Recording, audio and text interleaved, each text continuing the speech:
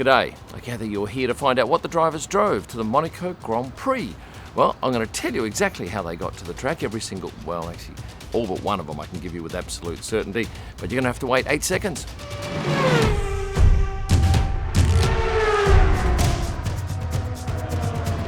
Were there any Ferraris or McLarens driven by the drivers to the track this weekend? The answer is no. There were no cars driven to the track. Why? Well, there's no parking anywhere near the paddock at the Monaco GP because, have a look at this. This is the paddock. It's right next to the water. There is no space for a car to get in there. So how did they arrive? Well, a variety of vehicles. Many two wheels, one three-wheeler, and some with no wheels. Oh, make sure you hang around because a little later on in this video, I'm going to show you a picture of the camera that is embedded in the drivers' helmets when they're racing on track. It's a most amazing piece of kit. But anyway, back to the purpose of this video, and that's to look at what the drivers rode to the track, and I'm going to start with the Ferrari drivers. Carlos Sainz came in on board a Peugeot Tweet. Now, this is not a model I've heard of before, but this is what it looks like. This is what it sells for in Europe. And on Sunday, he came in wearing a jumper. He actually parked his scooter, signed some autographs, and came into the paddock. It was one of the rare times I've seen Carlos without logos visible on his shirt. Carlos's teammate Charles Leclerc, well, we didn't see Charles come in on any particular morning. Perhaps his mum was dropping him off on the way to work because, as you know, Charles lives in Monaco like so many of the drivers. But I'm going to put him down for either a scooter or a bicycle. With the track being surrounded by water on one side, you'd think some would come in by boat. Well, they did. And in particular, let's go to the Red Bull boys. We had Max Verstappen arriving on a boat, along with Sergio Perez. One of the boats the Red Bull boys were using was a Wager 38S. Pretty snazzy looking machine. What do you reckon these sell for here in Europe? I can show you here, just under €500,000. This is actually a super yacht tender, does about 47 knots and is perfectly at home ferrying Red Bull drivers to and from the track as it is towing people behind for skiing. The Mercedes drivers were also coming by boat, and that's unusual because last year Lewis actually rode his motorcycle in with Angela on the back on at least one of the days. But this year, yes, they were coming by water. This was the boat, the Elex 8000. Does 100 nautical miles, top speed 30 knots. Pretty impressive looking boat. And I can tell you that one day Lewis actually got on the boat to go to a promotional commitment somewhere outside the paddock, and I did notice that he sat straight at the back of the boat so the 4 or 5 photographers there couldn't shoot him. And as the boat turned around and moved away, he looked away from us to one side, and then the boat did another turn, which meant that he was facing us again. And at that point, then he moved and faced the other way. He's very careful with not giving away too much in terms of exposure. He can be quite protective of his image at times, although when he comes in the morning in his fashion gear, that's quite a choreographed exercise, and he's more than happy to expose whatever fashion he's wearing to the world's media. And on Sunday, I thought George Russell was appropriately dressed for boats, with all white, along with his girlfriend Carmen Mundt, also in white. Pierre Gasly, who doesn't live in Monaco, like a lot of the other drivers. And why is that? Well, I don't know whether you know this, but French residents cannot move to Monaco and get the tax-free status. Why? Well, France won't allow their citizens to move to Monaco because then they lose tax revenue. But they're happy for other countries to have their people move to Monaco because it doesn't affect their revenue. Anyway, Pierre came in on a motorcycle the first day, but then on subsequent days arrived via boat. He was, of course, a Red Bull driver, and he actually turned up at the Red Bull energy station there one day, and they've got their own little separate docking station on the side of it, and went to get off, and they said, no, you can't come here, this is only for our guests and our drivers, which is fair enough. They're paying for the thing, and they want to keep that free for their special guests and drivers so that it's always at the ready. So Pierre was forced to park just a short distance away and get off the boat. And I did mention too in a previous video that happened with Lewis Hamilton. He was denied entry at that spot, and then he had to wait a certain number of minutes while George Russell finished a TV interview on his boat. But on Sunday, race day, we did spot him coming through the Red Bull entrance, so maybe arrangements were made. Pierre's teammate and podium place getter Esteban Ocon came in via boat from the Monte Carlo Bay Hotel. And that's a pleasant journey on the water because typically on the Mediterranean Sea here, it's quite calm, and certainly we had no windy days. If you were one of those people on a boat in the harbour, you would have been pretty impressed if you happened to see a driver whiz past you in their little tender on the way to the track.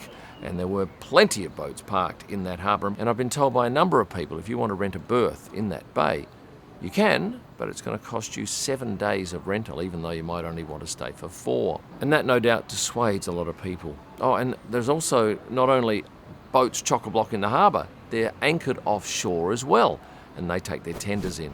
As I alluded to earlier, this is the camera that sits inside the driver's helmet. I originally thought when I first saw this vision that was stuck on top. As you can see though, it's clearly wedged just to the right of the driver's eye, so it sits at exactly the same level as their eye. And this is a very small camera. This would be less than a centimetre in width. And yet it still produces some immaculate images. And does every driver have one in his helmet? No. Drivers are selected at each race to work out who gets a camera in their helmet. And I don't believe it's used in the practice sessions, and you'll be able to tell me in the comments below if you've seen it used in quali.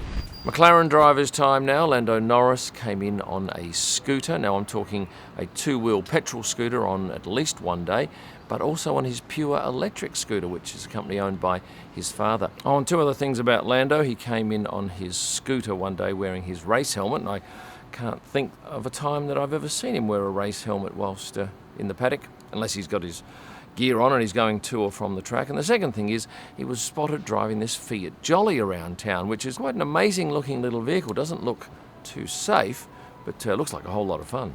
Now, most of the drivers parked their scooters near the main swipe gates entry, and I couldn't believe the number of people that were there every single day from Thursday to Sunday, waiting the whole day to see their favourite drivers arrive and leave. And they would come as early as 6 hours before the first track session and leave as late as perhaps 4 or 5 hours after the last track session finished. So these people are indeed committed, and they would spend a lot of the day standing on whatever they could to get a glimpse over the fence into the paddock.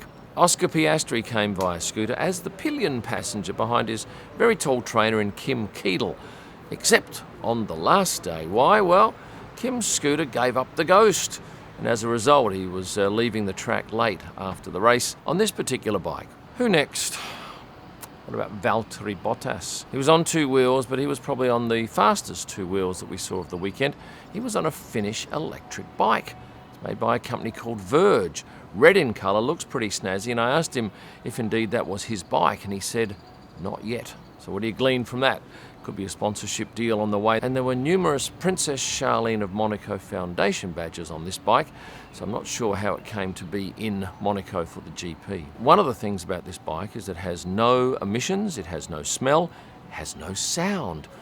Valtteri lives in Monaco with his girlfriend Tiffany Cromwell, so I imagine that would be pretty handy for getting around the very small streets of Monaco, which is an incredibly tiny country. Zhou Guanyu is Valtteri's teammate, and he came in via scooter, and last year he parked at the far end of the paddock because there are technically there are 3 swipe gates, but there's another sneaky entrance that you can come to. And for those people looking to catch up with the driver, you wouldn't have got all 20 if you waited at any one place, because most of them came to the middle swipe gates. Some of them came to the swipe gates that access the jetty, and a couple of them, and I'm talking 2 or 3, might have gone to the far end swipes. And who was it that arrived in the most expensive piece of machinery all race? I can tell you it was Lance Stroll, and it was on this Wager 55. What do you reckon this costs? $2 million US. That's quite a price tag, isn't it? And where was Lance coming from on this boat? Well, he was coming from his dad's boat, which was, I'm guessing, 300 metres away tops. And I believe on one of the nights, Catherine Zeta-Jones and Michael Douglas joined Lawrence for a meal on board that boat. And Lance Stroll's teammate, Fernando Alonso, was the only driver arriving on a vehicle with 3 wheels, 2 at the front, 1 at the back. It's a Piaggio scooter. Is it a scooter or is it a bike? It's whatever that is, you tell me. But a very impressive looking vehicle. I want to make mention of one boat that I saw in the harbour. That was the Lamborghini of Conor McGregor. I didn't see him in the paddock this year. Last year he was full on with Haas, but no, not in the paddock as far as I knew, and was on board this boat adequately decked out in the Irish colours with the balloons. And this Lamborghini 63 is worth around £2.7 million, but no driver was seen on that one. Let's talk about the Haas drivers, Nico Hülkenberg and Kevin Magnussen. Kevin was on a scooter. Nico was also on a scooter, and on the Sunday he had 24 bottles of oil, cooking oil, and it's from his vineyard in Mallorca, I think it was, and I'll stand corrected on that. And I scored a bottle of that. Thank you, Nico. It is a fine product. 2 more teams left to go. Let's jump to Williams. Alex Albon was on a bicycle, and his teammate Logan Sargent, probably the first one to arrive if not all of the morning, certainly most, he was riding a scooter. And I asked Logan whether he was perhaps tempted to come and live in Monaco, and he said no, probably not worthwhile. He's happy in London, and besides, he says he couldn't get the tax-free status. And our final two drivers, before we let you get back to what you were doing before, AlphaTauri drivers Yuki Tsunoda and Nick De Vries, both coming via boat, both getting off at the Red Bull jetty. Nick De Vries with Sergio Perez one day on the same boat, and on race day we had Yuki arrive with his parents, who are the most marvellous people, and I've got a great deal of admiration for his dad's fashion sense. He's always one of the sharpest dressed men in the paddock. Well, that's it. That's all I've got to tell you from this video. If you've enjoyed it, hit the like button, please. Subscribe if you haven't done so. Are you a member yet? I'm going to urge you to become a member. It's much appreciated. You'll find my digital images at prostarpics.com. You'll find wall art, merchandise, driver photo books and race photo books, along with signed driver prints at kimillman.com. And for my best images live from the track and all during the week, head to Instagram and search at Kim Illman. Thanks for watching, and stay passionate.